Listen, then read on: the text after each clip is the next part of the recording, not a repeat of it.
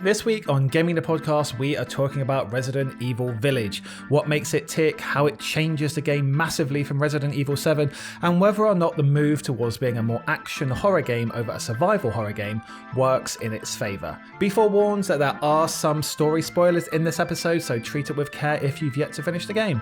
Otherwise, enjoy! This week we have been playing Resident Evil Village, or Resident Evil 8, depending on your preference.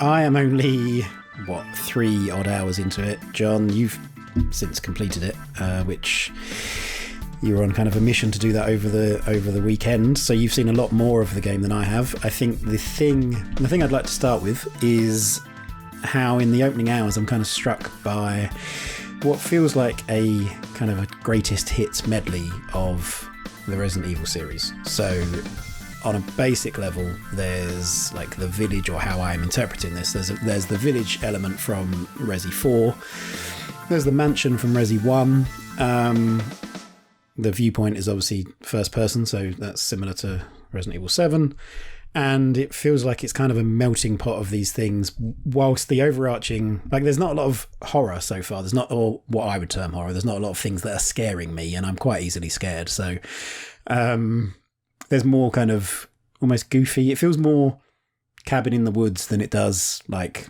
Hereditary, to use film parlance that I don't really understand.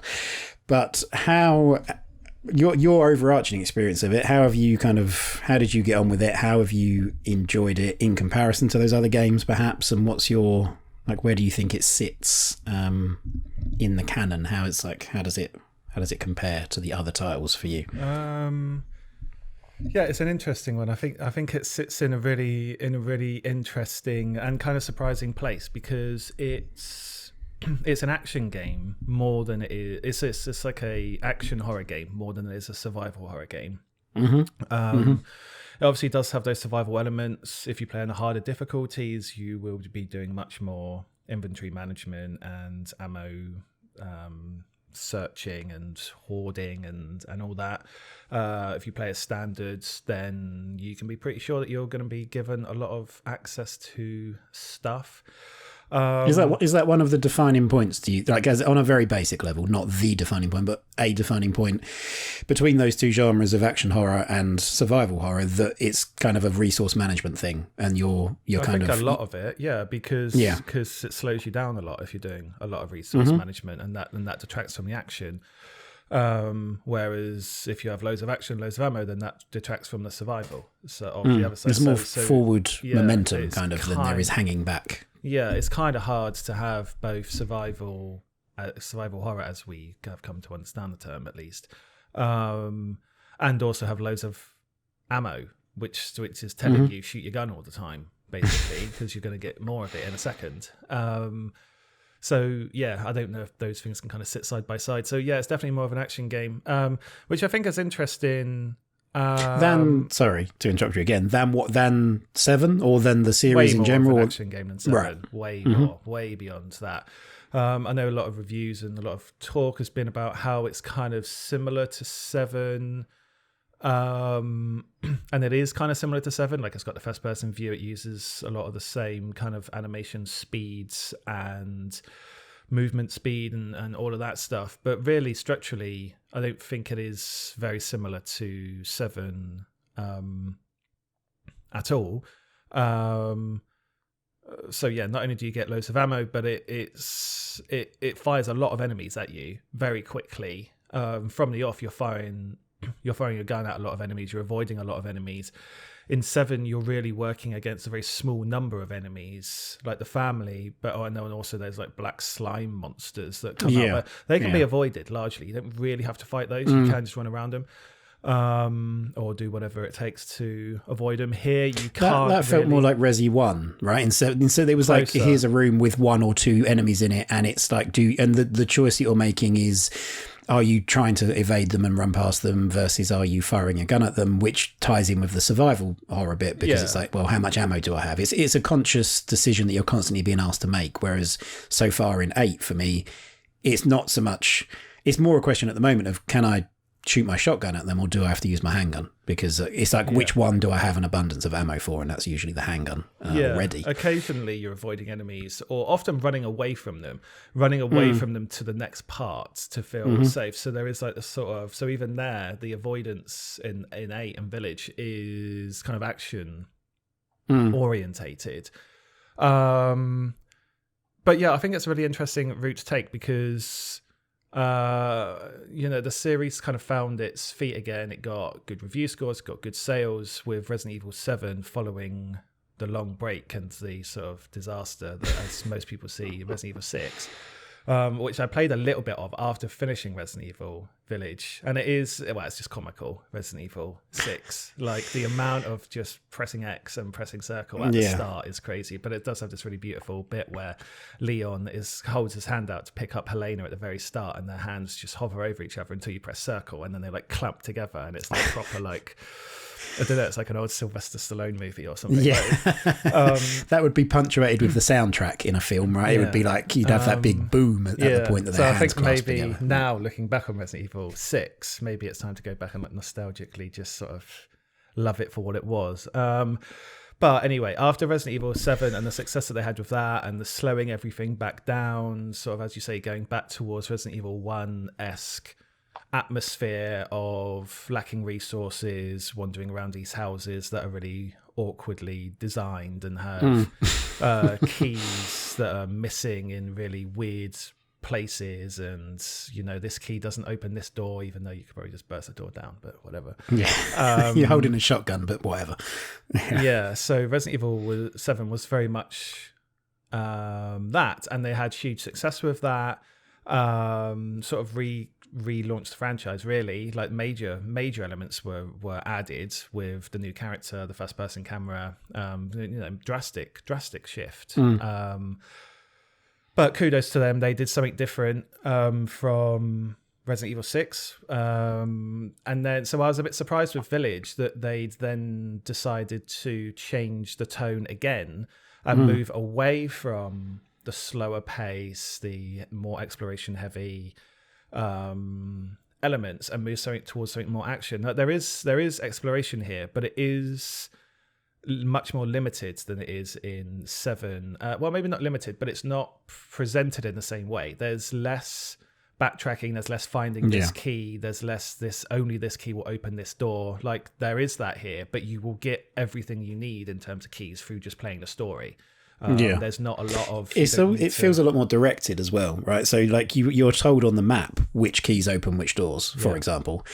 And also you are... The crisscrossing that appears to be here appears to be far more directed. Like, you're thrown down into the dungeons and then you have to make your way back up, and you have to go through that door that you came in earlier to then go to this room with this new puzzle piece that you found. Like, it's more... I guess linear would be the obvious sort of word to go to, but it's directed is what it feels like. It feels like there's more kind of stage direction, more kind of behind the camera direction going on. I think it's much more linear in your objectives. I think still your moment-to-moment actions are fully yours to decide upon. You can do whatever you want in how you get to your objectives, but your objectives are very much given to you. I don't know if you've gotten to the point yet, but all the major treasures, or most of the major treasures, in the game, all of a certain form of major treasures, anyway, it's probably the best way to putting it, are labeled on your map after a certain point. So it's not about just seeking them out randomly or hoping that you come to pass or doing a really sort of intense investigation job. It's, here's the treasure, we'll tell you, and then you can see vaguely where it is, where you have to be in order to unlock it. And then it's just about working out how you just do that final step to get there, rather than scouring the whole map and looking for these things. That they'll give you the vague sort of GPS coordinate, and it's up to you to work out the puzzle when you're there. So that's very different from what's worked recently. It's been more kind of not random, of course. It's very much designed, but it's felt, in playing it, it's felt more random when you come across those things. Like, you'll just be going through, I don't know, you'll be in the garden and you'll be in a hut and there's a random tiger's eye that you need for, that particular point in the mansion. Like, it feels more random in that sense, that you just stumble across this stuff deliberately, but you stumble across it. Whereas, this feels a lot more, again, directed. It's kind of, when do you want to, or how do you want to go and get that thing? Or, stock up on your gear, to the point that the merchant is in the save room, the very first save room that you come across in the house, or the mansion, or whatever we're calling it. There's a merchant there set up seemingly permanently. Certainly he's been there every time that I've been in there. So it's much more about, gearing your stuff up and going and getting the thing, rather than hoping that you'll just stumble across it. Yeah, well, you'll see how that works, but you constantly have access to him throughout the whole game, the Duke. I love his character as well. But that direction thing, that just all points to it being an action game. Like, it has a certain pacing that it wants to adhere to. And all of these things that we've spoken about kind of provides that pacing. I also think that another major change from 7 is that, and this really is a huge change, I think, a huge change in how you tonally sense the game and how you tonally approach it, or even think about what's possible. And you pick up Lee, which is money. You can find it in crates, or you pick it up from dead bodies sometimes. And then you can go to the Duke and buy whatever you want. You can buy supplies, ammo, health kits, new recipes for crafting. Bigger inventory space, that sort of stuff. Inventory space. You can you can upgrade your guns, whatever. And you can sell stuff to him as well that you're not using. And that drastically changes the game, in the sense that the designers have now given you put the emphasis on you to determine what it is that you're going to do to get through this game. Whereas previously, Resident Evil 7 and certainly Resident Evil 1, 2, 3 as well, it was about, we are going to pretty tightly control what you're going to have at any point, at any given point in the story, at least, because of the game in the early games, they wouldn't, or 7, they wouldn't really know exactly where you'd be physically in the world, but they would know where you were in the story beats, and they would lock off tools, guns usually, from you until certain story beats. So they would know what you'd have at your disposal, and they'd know the absolute maximum amount of ammo that you could ever have at any one point. Yeah.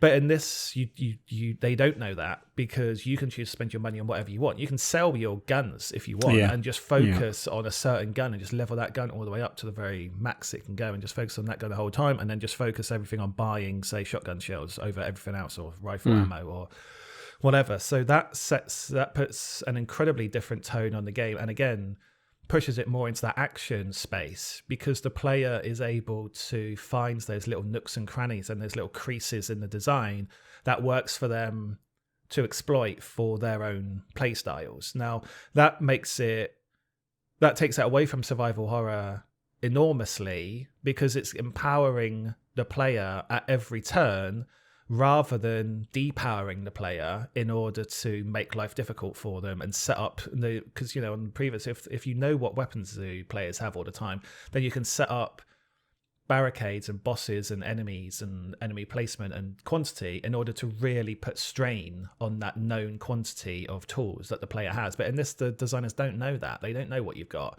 so they can't do that. They can't author those specific moments of combat in the same way. So instead they rely more on set pieces and stuff here to provide those spectacle moments, which again is an action game, action game thing.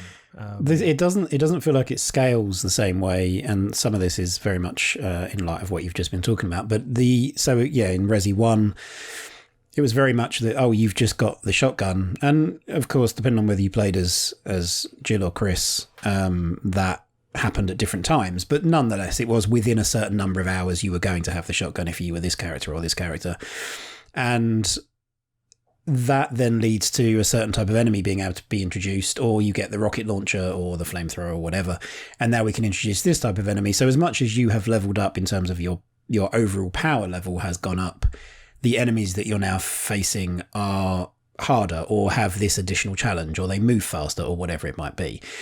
And this doesn't feel like that. And again, I've only played the first 3 hours of it, so I don't know yet. But it feels like the enemies here are a bit more, well, either rounded or generic, depending on which way you look at it. In terms of the low-level grunts, you know, one of these enemies. You're talking about the Lycans. Yeah, well, I don't. Yeah, I mean, Oh, there in the are. mansion, I've seen. you've also got the hooded I mean, yeah, figures the with ones the with the sickles. swords, just those random like grunts that are wandering around, yeah. kind of thing. They feel far less threatening on an individual level than anything in Resident Evil 1 ever did. And some of that comes down to the controls as well, which is an interesting thing in and of itself. And so, yeah, so I think I've definitely been playing it. You know, I feel better, I feel safest when I've got a decent supply of shotgun shells, because at the moment, a shotgun shell against one of those things, you let them get close, there's no real danger. They kind of walk towards you in a way that suggests that, you know, they're just getting ready for you to shoot them, because they might move slightly left or slightly right, but they're not. There's no like real rushing you down yet. And so, yeah, then a shotgun shell to the face and they go down, and maybe it needs to follow up with a knife. But that is, so I've been largely ignoring the handgun, which subsequently means I've got like 60 odd bullets for the handgun already. And even just how quickly you get, the fact that you've got that double combo of the shotgun and the handgun and a knife almost from the very beginning, basically, is kind of signals its intent straight away. And how relatively easy it is to craft ammo as well. And like you said, you know, if I decided, if I wanted to, I could just sell the handgun and all the bullets, and then just focus solely on the shotgun, which is an interesting thing for me, coming off the back of other games where it's more managed from a resource perspective. And that might be even so much as you've got this arsenal of guns, but if you are constantly using the shotgun, you'll only find handgun bullets, say, and vice versa. And like, it promotes you to use the fullest extent of your arsenal, because the only way you're going to find this other ammo is if you start using a different gun. You know, there doesn't seem to be any of that intent here. It's very much do what you want, play it how you like, and yeah, derive your own kind of satisfaction from it, which I enjoy. I like that about it, but it does mean that I certainly haven't felt as uneasy playing Village as I ever did playing 7.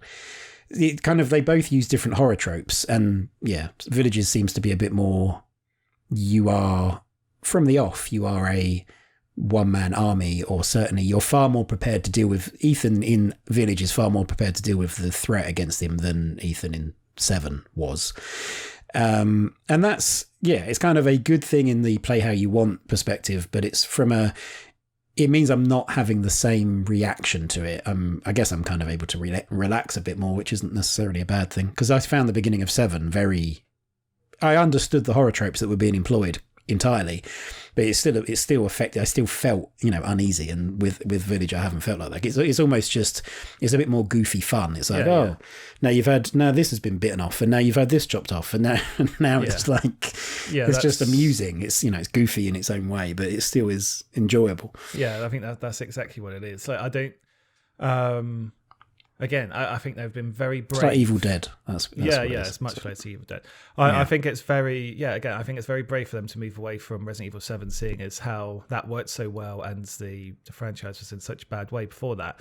But yeah, no, it's totally a goofy horror, like, and it's got all of the, I mean, you'll see, like, it's got We've already spoiled the story. I've already spoiled the story for Stacey, so it's fine. But you'll see that. I mean, it's got just all the horror kind of. It's got, well, not all, but it's got a lot of horror tropes as you move between checklist the zones. Like, it's got, like, you've already seen the werewolves and the vampires and potentially the zombies, whatever those things are with the hoods and whatever. They're just like sort of half-made vampire spawn or whatever.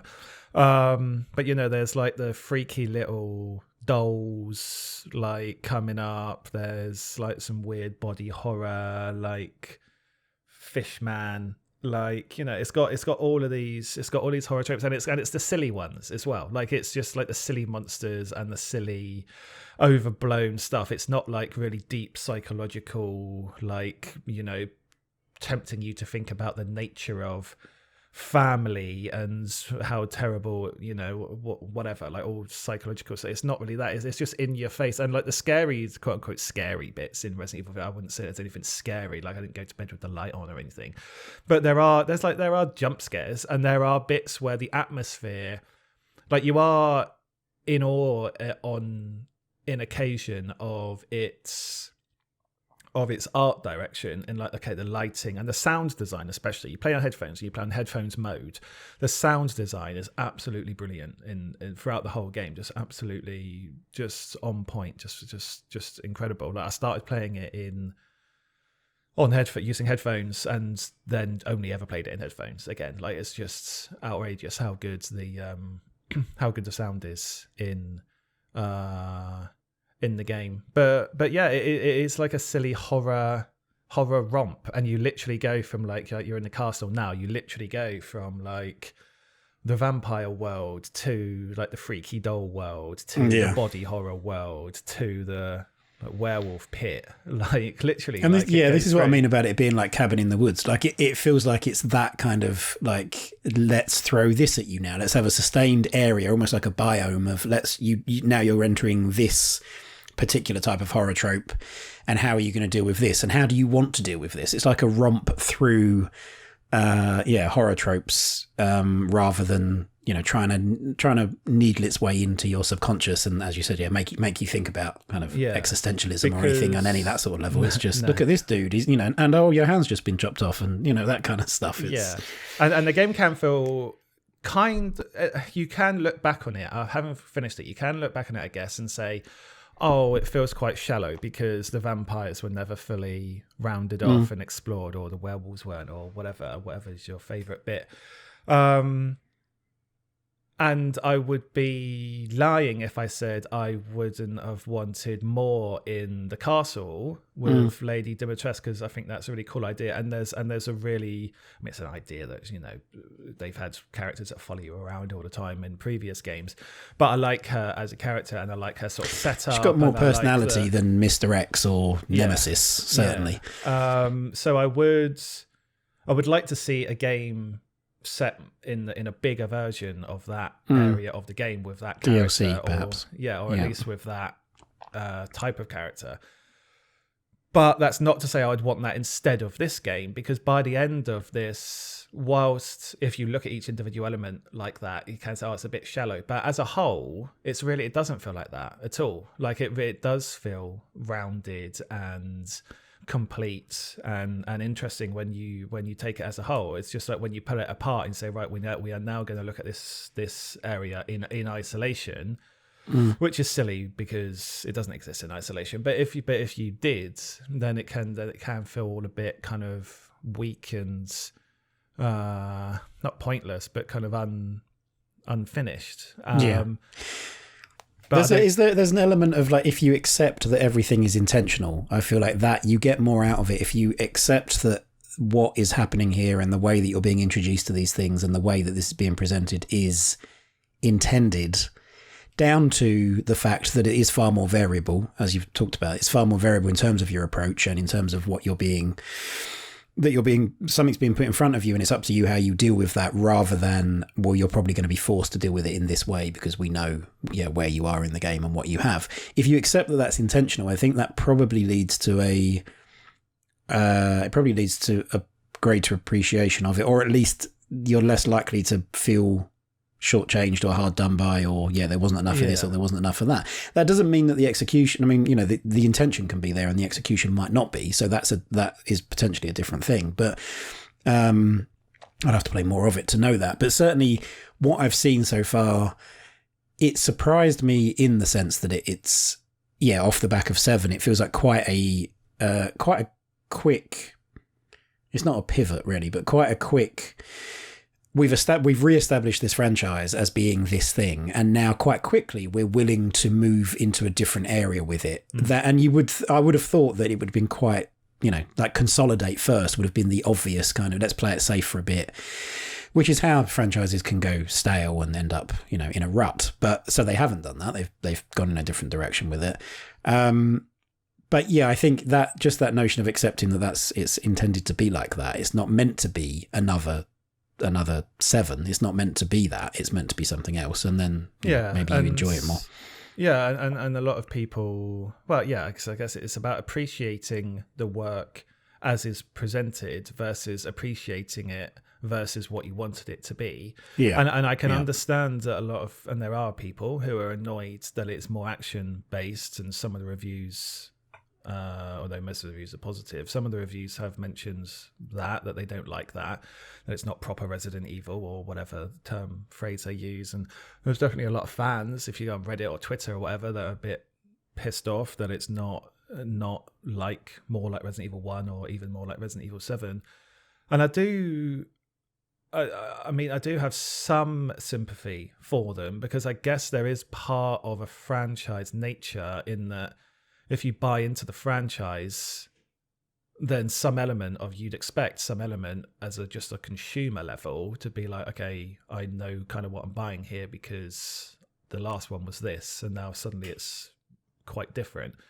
So I do have some sympathy, and don't get me wrong, like I do love the more slow-paced games, most Resident Evil games, so I would like to see that again. But I think just on a appreciation level, like, yes, this is a different kind of game, but it's a brilliant version of one of those kinds of games. And in a franchise where you've gone from having Resident Evils 1 and 2 and Resident Evils 5 and 6, and that still being the same franchise, like, what even is? I think this is what even is Resident Evil? What even is that as it's not Resident Evil? That's an odd. That's kind of seeming deliberately ignoring certain elements of the franchise. And again, you don't have to like those elements. That's fine. That's not a thing. But to claim that something isn't X or that something doesn't work because of Y, when really it feels like it's just more of an emotional response to it. It's more of a personal thing. I prefer these entries in this series to these ones. For a franchise that takes in so many different directions or different flavours of horror, be it survival or action, then this, and I think this is why in these opening 3 hours it's felt like this kind of melting pot of the various games. And it's also one that seems to be the most knowing in its own franchise history. And really that stems from Duke, the merchant, quoting the Resident Evil 4 merchant to you and then saying, oh, a friend used to say that. I think the "what are you buying" is, he says, and it's like a little Easter egg thing. And although there have been ties from one Resident Evil to the next, I don't recall there being like that kind of blatant. It's fan service basically, like that kind of blatant callback to a previous entry. It's kind of a knowing wink to the audience that can only exist because the franchise has gone on for as long as it has and has a dedicated following. Otherwise, an in-joke wouldn't, that nobody understands or it doesn't mean anything to anybody, wouldn't mean anything in and of itself. So it appears to be, drawing from its own past and dropping things like that in. And by the end of it, I don't know yet, of course, because I'm not at the end of it, how I'm going to, like, where it's going to sit for me in the franchise. And I think this, you are a bigger Resident Evil fan than I am. I'm quite happy to play them, but it's not something that I seek out kind of, or anticipate. So I'm looking forward to it. It looks good. I'm not really sure what to expect. So I don't have those reactions to it, those emotional reactions to it in terms of whether I think it's done the franchise a service or not. But by the end of the game, I think it would have felt like just a very different experience to 7 rather than a lesser or a greater one. It would just feel like, well, that was a different thing. That is, I think of it in terms of like Fast and Furious franchise. It's like there are entries in that are quite different. From the outside, it's like, it's a franchise about driving cars really fast and furiously. And I've only seen a couple of them, but the couple that I've seen are like Tokyo Drift or whatever that one was. Was that number 2 or 3 or whatever that was? And then Hobbs and Shaw. Those are the 2 that I've seen in that. And so you haven't even seen the first one? I haven't even seen the first one. Those are wildly different. Hobbs and Shaw, the spin-off. And intentional. Tokyo Drift's a spin-off as well. I didn't like that, for what it's worth. So, yeah, it's just like, well, it's a different thing. It's like, here's a long-running franchise and we're going to experiment. Yeah. I wonder... Yeah, go on. Well, I think the issue with that is that Resident Evil does have a very split fan base, though, because there are still... they're fans of the franchise, but they're primarily or almost exclusively fans of Resident Evil 1 and maybe Resident Evil 2. And so there's still a lot of... there's a big chunk of the fan base which is just wants Resident Evil 1 again.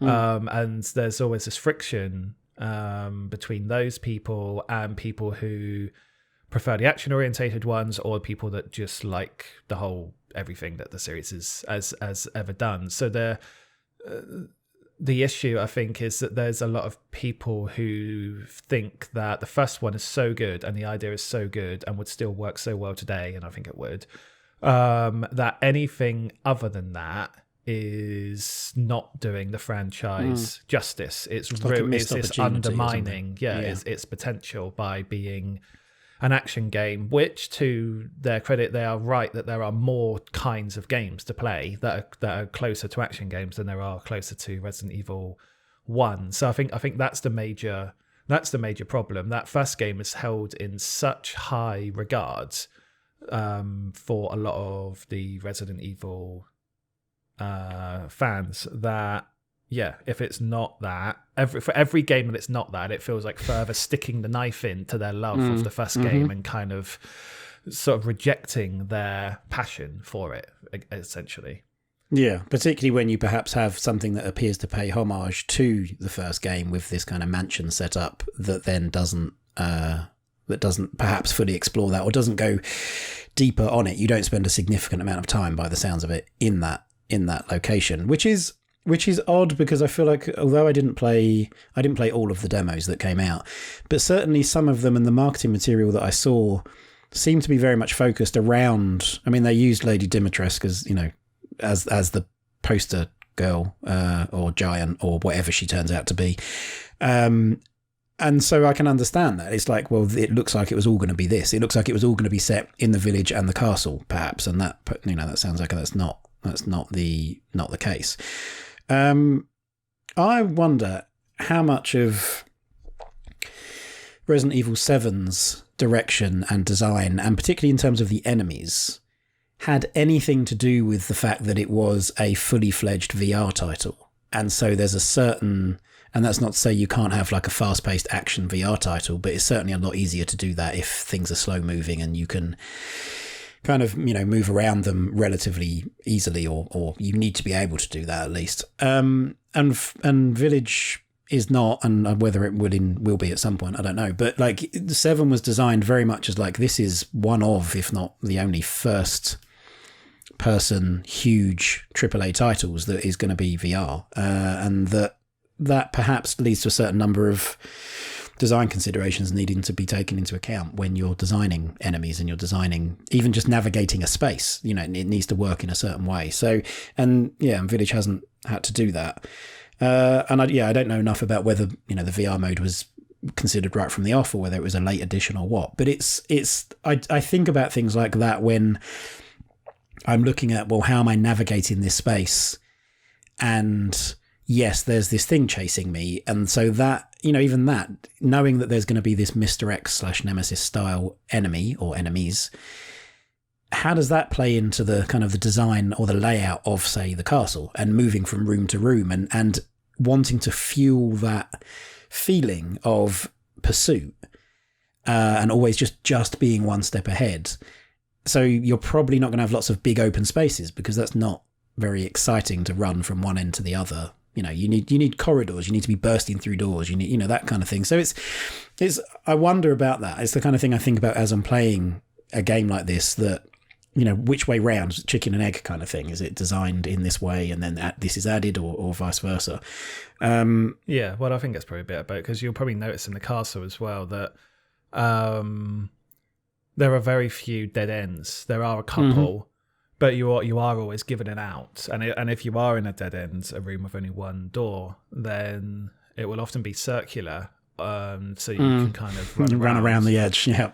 Or there'll be something in the middle that you can use as like a defense against her and run around table or bed or whatever it is. There are a couple of rooms and a couple of corridors that are dead ends, but very, very few. So yeah, the environment has definitely been very much designed around the chase.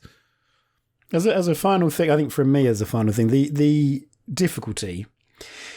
What do you think to that? Because what I've noticed again in the 3 or so hours that I've played of it is that there appears to be a lot of opportunity to save. I'm able not only a lot of opportunity to save. It almost naturally leads you back to a point where you can save. It's kind of an onwards, forwards thing of, and I kind of already have a feel for the pacing of it. Of I'm going to get stranded here, I'm going to have to make my way here, and then once I've played for about 20 minutes and I've kind of overcome that chunk, there's probably going to be a save point at the end of it. And I'm not saying that's how it's going to be for the entire game, but that's certainly how it's felt so far. I've had ample opportunity to save and can play in almost kind of bite-sized chunks without needing to trek all the way back somewhere in order to do that. It's not about playing cautiously and constantly going back to a safe place to save. It's like my natural forward momentum is going to take me to a place where that happens. And that combined with what feels like a lot of ammo, already. I've been selling handgun bullets already, and not even that many, but I've been selling handgun bullets already because it's like, well, I just seem to be picking them up all over the place. So in terms of perhaps in thinking about the action horror direction of it, and this presenting you with weapons and you kind of deciding how you want to interact with the enemies and the environment, what's been, having finished the game, what's been your take on the difficulty, either in comparison to other Resident Evil games or just like as a general modern day kind of gaming? Yeah, I mean, the difficulty is pretty. It checkpoints as well. It checkpoints between your saves. Right. Right. So you can die and you won't have to go back to your save. Right. Okay.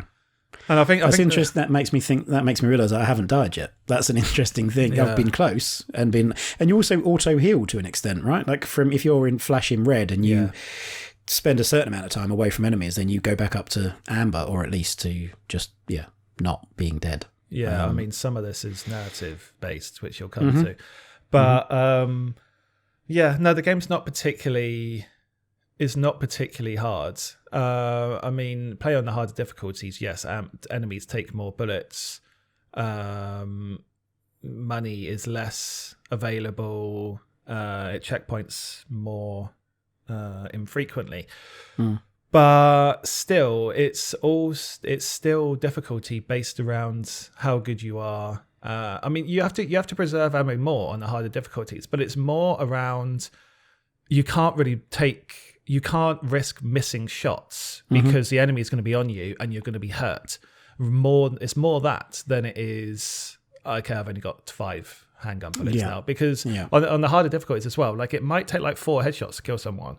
So like it's still not about ammo preservation as much. It's still, of course, it is a bit more, and you might have to avoid more enemies. You can't just stand there just killing enemies left, right, and centre constantly. You have to sort of make your way past them and that. But it's still that sort of difficulty. It's still difficulty based around your proficiency with weapons, knowing what weapon to have, being ready, that sort of thing, than it is about scavenging for stuff and just completely avoiding enemies. But yeah, again, like you say, like it just goes back to it's an action game. So it's still checkpoints for you. It's still rewarding you for action game elements. Of course, it still rewards you for finding stuff as well. But I mean, it changes the color of the houses and that when you've found stuff. So you know when you've done enough searching. I know it does that in all Resident Evil games, but that's an element that kind of helps on the action orientated side as well, because you can be safe in the knowledge that, okay, I've got everything that I'm going to get here, so now I can just choose how to unload it. And you don't have an inventory, you don't have a storage box. Your inventory is huge. Yeah. So you can just constantly add stuff to your arsenal. The supply, the inventory slot increases are definitely worth buying whenever they come up. Definitely prioritize those, because you can just keep adding guns. Like, Yeah. so Yeah. it's fine. How I do you think wanna by do the this? end, by the end of the first playthrough, I had like, I don't know, like every gun, what, 6 guns or whatever, however many guns there are to find, not including the ones that you get access to at the end if you do like a new game plus. And some of they're ferociously powerful and very different from each other. And I think I'd upgraded every single gun to its maximum, apart from the automatic pistol, which I just didn't use and didn't upgrade at all. All of my other guns were upgraded to the max, I think. Yeah, like it's an action game. Go and shoot werewolves, go and shoot vampires, and make sure you've searched everything, and you'll be good. Thank you for listening. Do get in touch with us on Twitter to chat more Resident Evil and to stay up to date with everything that we are doing. We are at Indie by Design on all social media platforms. As you may or may not know, here at Indie by Design, our passion and livelihood is creating books that celebrate the design, the arts, the history, and the culture of video games. You can check these out at indiebydesign.net. Our next book, 20 Double Fine Years, is a celebration of all things Double Fine, surprisingly enough, from Psychonauts 1 and 2 to Grim Fandango Remastered, Broken Age, Brutal Legend, Day of the Tentacle Remastered, and everything in between. The book is an official collaboration between ourselves and Double Fine, and is the result of tens of hours of interviews with Tim Schafer and his team, and is built from over 2 decades of our archives that we have had unfiltered access to. If you're quick, then you'll be able to take advantage of the pre-order bonuses that are currently in place ahead of the release this August. Again, you can find out more at indiebydesign.net. Otherwise, thank you for listening, all the best, and stay safe.